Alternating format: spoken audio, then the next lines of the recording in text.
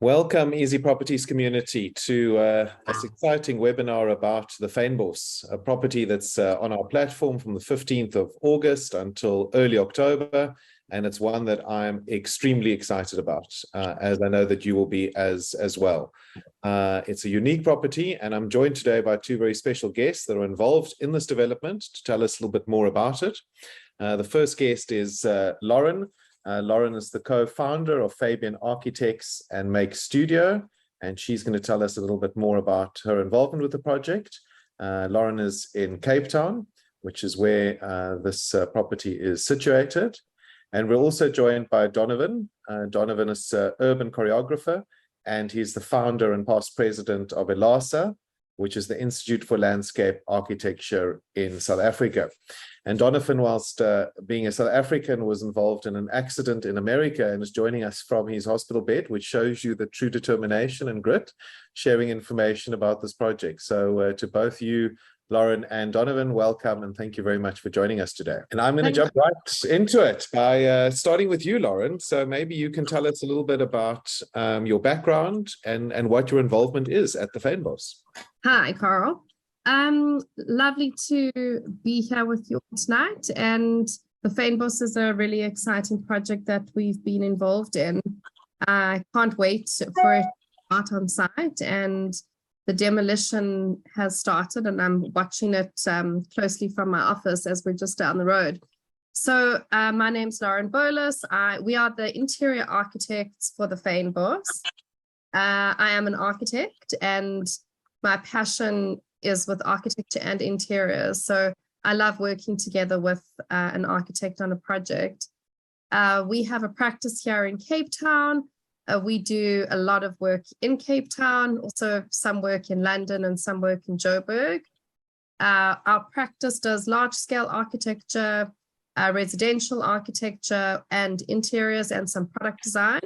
And we're really excited to be involved with the Fynbos, which is certainly a unique project and the first of its kind in Cape Town. And I think the location is fantastic, and we're super honored to be involved. Great, thank you very much. And Donovan, maybe you can tell us a little bit about what an urban choreographer does and a landscape architect and your involvement. Thanks. Yes, I have over 40 years experience in landscape architecture and horticulture. I'm a qualified horticulturist and registered landscape architect in South Africa. I've worked on extensive residential and commercial projects in Africa and South Africa generally. And the background to the Fynbos is that we have a great knowledge of the Fynbos environment that the Fynbos is replicating. And we've used our resilient planting design philosophy to bring that to the Fynbos and to generate a replica of the mountain, as it were, with plants replicating the various biomes of the mountain on the Fynbos. So, I mean, it's fascinating, Donna, and I read that, we're billing this as I think the first, but if not the first, certainly one of the first biophilic buildings on the African continent. Can you maybe just explain a bit more what is a biophilic building? It's a term that's used just generally to use like natural systems and technical systems to replicate a new type of ecology, where we're not replicating a natural ecology, because a building can't be a natural ecology, but we're using systems, technical systems, and natural systems to create a unique environment. Awesome. Lauren, back to you. I'm keen to understand a little bit about your process in preparing for this project and developing the interiors. I mean, you're speaking now about the demolition.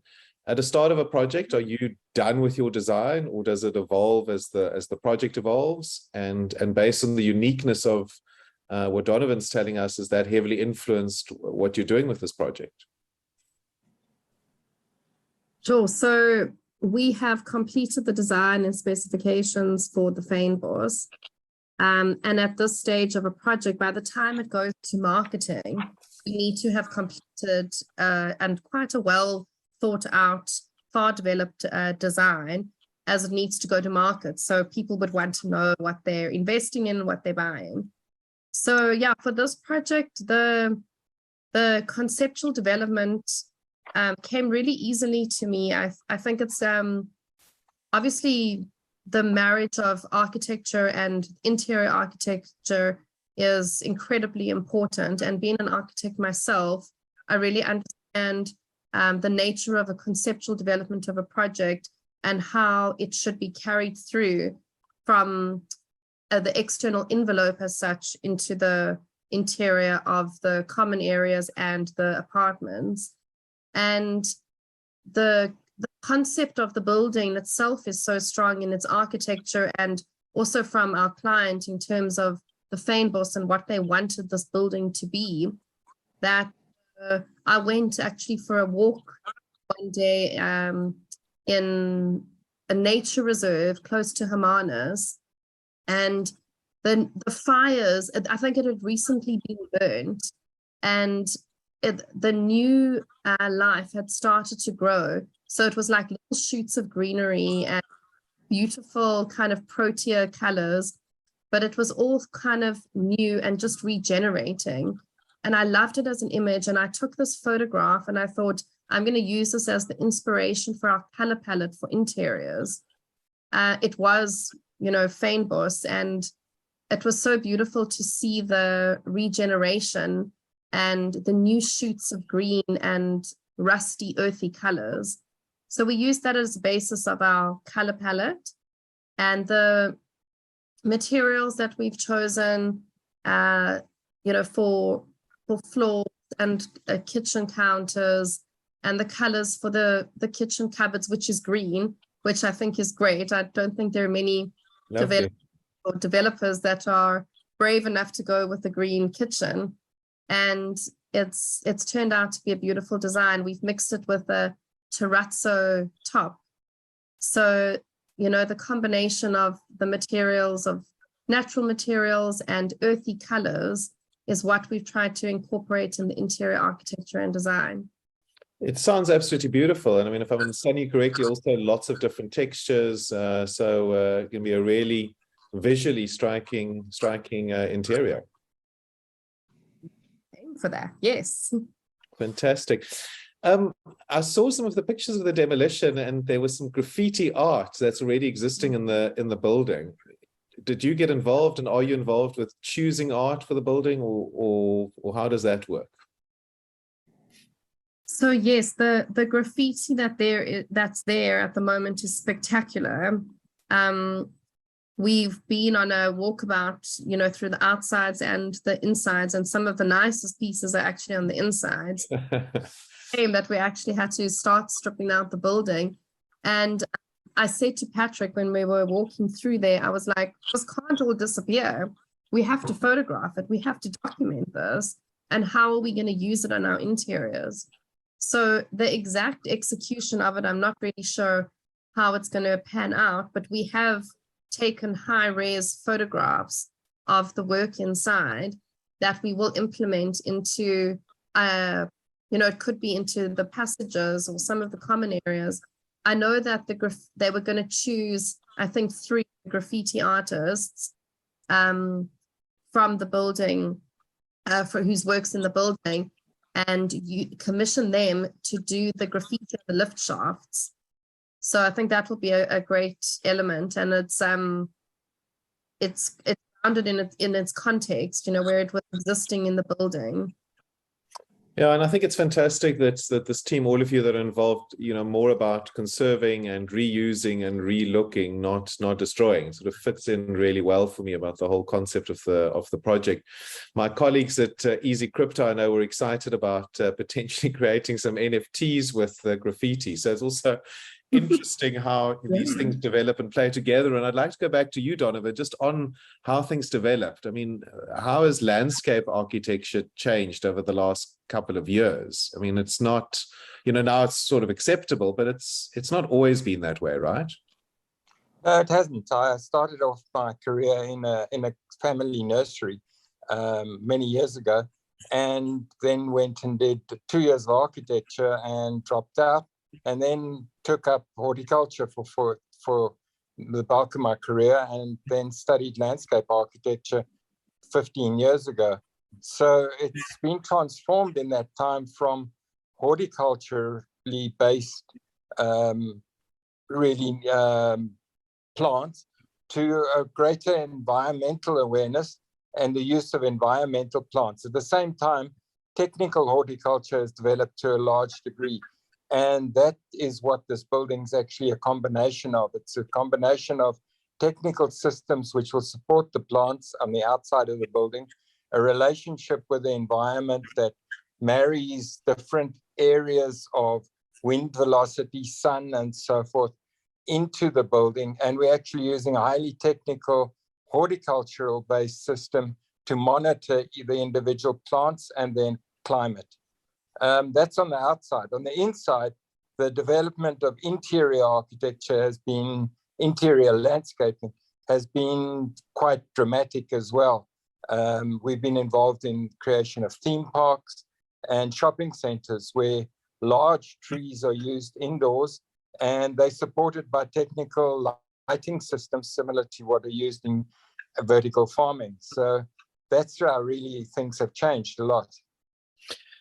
And I mean, I would imagine that you're only going to be using indigenous plants on both the inside and the outside. And so if we look at changing weather and how quickly weather keeps on changing, how are you imagining things like using rainwater and sunlight and impact of natural elements on the plants that you've chosen? That's a good point, that we've got a resilient process where we have a triple redundancy on all items. So in terms of the water supply, we have groundwater, recycled water, and backup water supply through water storage. These combine to be able to make sure that the plants on the outside of the building never suffer drought. And that's one of the key elements that are brought to it, that the plants on the top of Table Mountain actually receive far more water due to the cloud than those on the ground. They never suffer from drought, but they're much smaller because of the poor nutrient conditions. So we actually are going to create semi-dwarfed trees, a bit like a Japanese bonsai, by managing the nutrient supply to the plants. Well, it's absolutely fascinating. I love how both of you make it sound so easy about what you're doing. So Lauren, back to you. I'm interested just with Donovan chatting a little bit about light as well.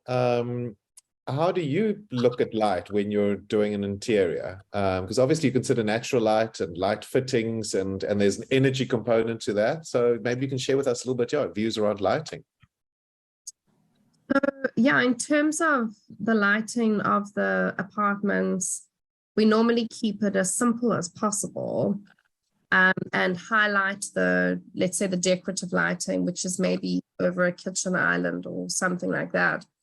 But the Kelvin of the lights that you choose is really important, because a lot of the new LED lights that you just go and buy are this very cold white light, which is not comfortable to live in. It's more comfortable maybe for an office space, but not comfortable to live in. So the Kelvin is always very important in the fitting that we choose. Obviously all LED lights, and there's a lot on the market to choose from, and you've got to be very careful with your selection. And we like most of our light fittings to dim, so that you can set a tone and a mood in your depending on what you're doing, if you're cooking or if you're working, or if it's late at night. So we position our lights in obviously very particular places and spaces in the apartment, and some of it's maybe hidden so that it just has a glow on your ceiling, but some of it is direct light, which is more for specific purpose. Fantastic. Jonathan, a final question for you. This is massive scale that you're doing here, sort of gardening architecture on an absolutely massive scale. Is this the principles that you've used for this building? Is it something that inverted commas normal people can look to for their own spaces, whether their own homes, or whether you live in a house or a flat. I mean, are we going to see more and more plant, in my sort of layman's term, elements coming into people's day-to-day building lives? Yes, I think they definitely will. It's a trend worldwide.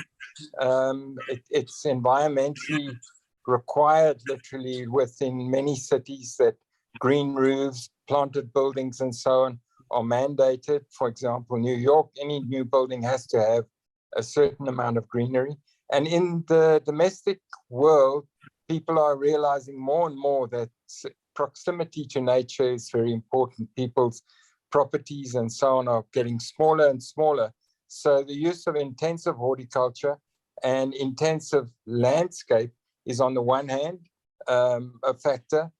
And on the other hand, the idea of using resilient planting design, using less resources and making it appropriate to where the region. So it's called bioregionalism, and it's a strong trend here in the United States and in Europe. Great. Lauren, a final question for you, putting you on the spot a little bit. And I know that allegedly parents aren't supposed to have favorite children. And I'm sure this is a difficult one to answer, and you're not allowed to say the green kitchen, although that does sound fabulous. If you had to pick your favorite element of what you've designed and imagined for the Fynbos, what would it be? Definitely the kitchen. Good. Well, we look forward to seeing that. Yeah, so Donovan and Lauren, thank you very much for sharing a little bit of your vision and taking time to chat to the EasyProperties community. I have no doubt that thousands of users are going to be jumping at the chance, and I'm delighted that we don't just have people that can put on millions of rands for an apartment. We're going to have users that are putting down 100 rand or 1,000 rand. Some do put on millions, but it's just fabulous that so many people will be able to own a share of what you and the team have created. So congratulations. We look forward to seeing how it all unfolds, and thank you very much for spending time with us today.